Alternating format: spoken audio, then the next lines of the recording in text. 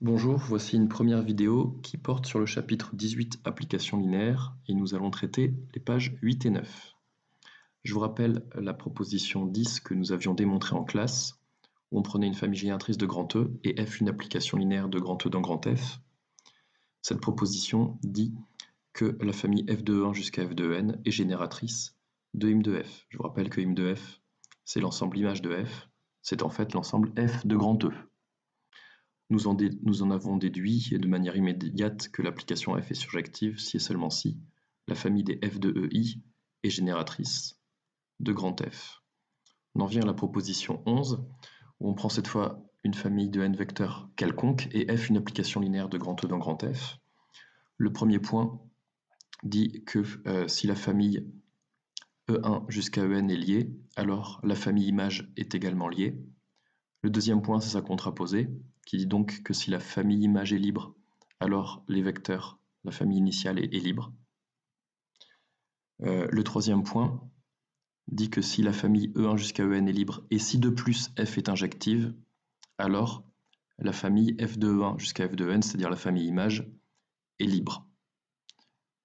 Vous remarquerez que le troisième point est la réciproque du premier point, à la différence que nous avons besoin de supposer que l'application f est injective. Ce qu'on n'a pas supposé au point 2. Donc on va démontrer le premier point. Donc on prend une famille qui est liée. Je vous rappelle qu'une famille est liée si et seulement si l'un de ces vecteurs est combinaison linéaire de tous les autres. Quitte à permuter les vecteurs, on peut supposer que c'est E1 qui est combinaison linéaire des autres vecteurs.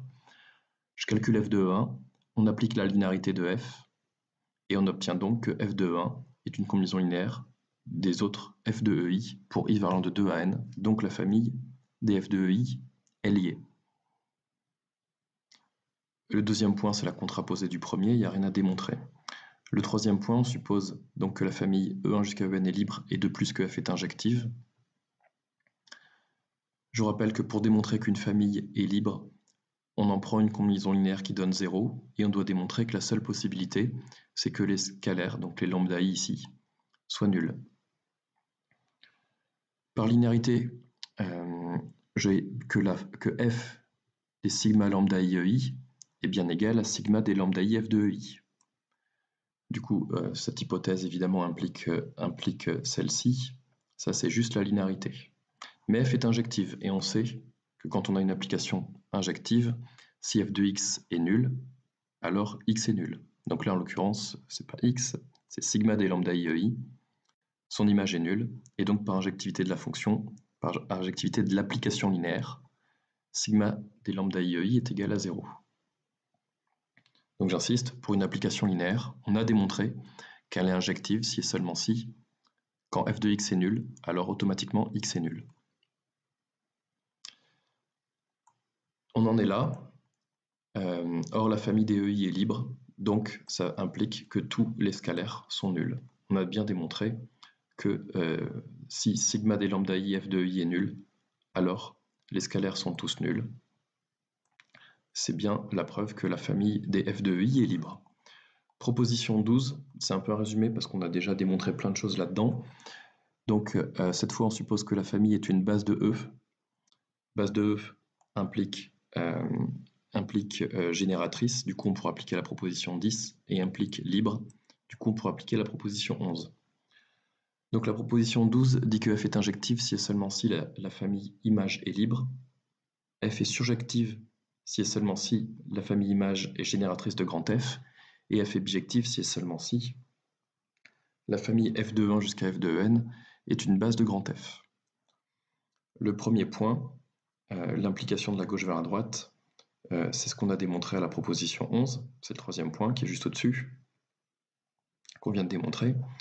Il reste à démontrer la réciproque, donc on suppose que la famille f de 1 jusqu'à f de n est libre, on cherche à montrer que f est injective.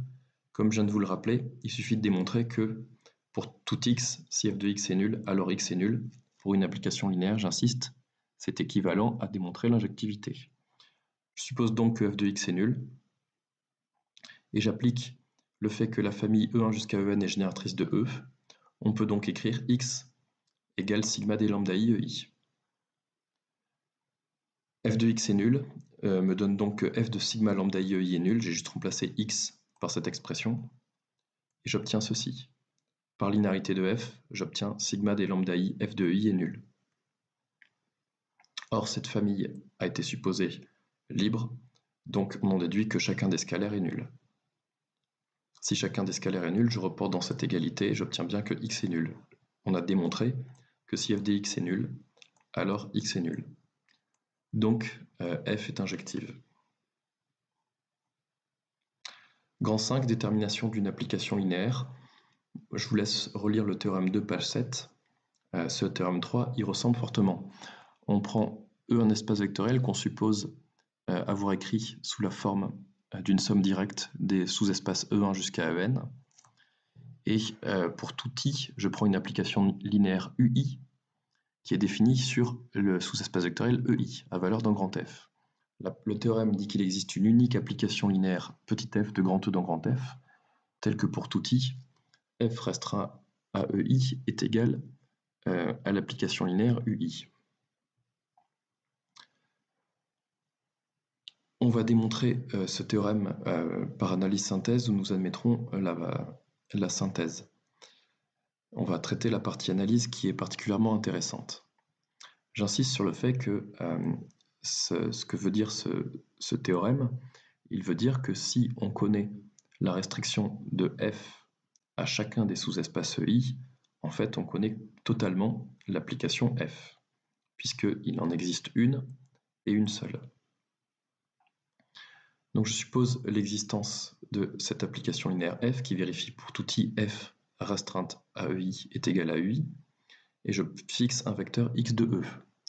Comme E est égal à cette somme, on peut donc écrire x sous la forme des sigma des xi où chaque xi appartient à EI.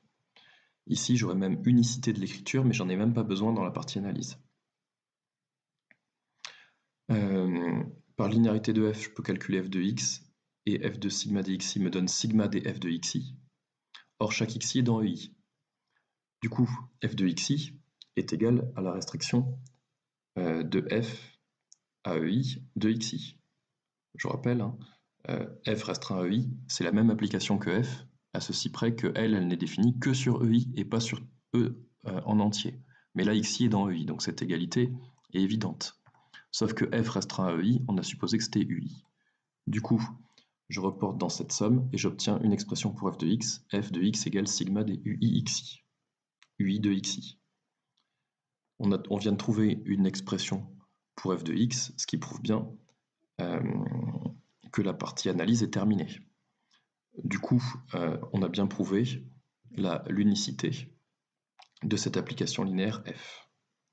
Qu'est-ce qu'il resterait à faire dans la partie synthèse? Il faudrait partir de l'expression encadrée et montrer que l'application f ainsi définie est linéaire et vérifier bien pour tout i, f restreint à EI est égal à UI. On pourrait facilement déduire le théorème 2 de ce théorème. Pour ce faire, il suffirait de poser EI égale vec de EI. Et on aurait bien l'égalité que E est égal à la somme directe des EI. Ça viendrait juste du fait que les vecteurs E1 jusqu'à En forment une base de E.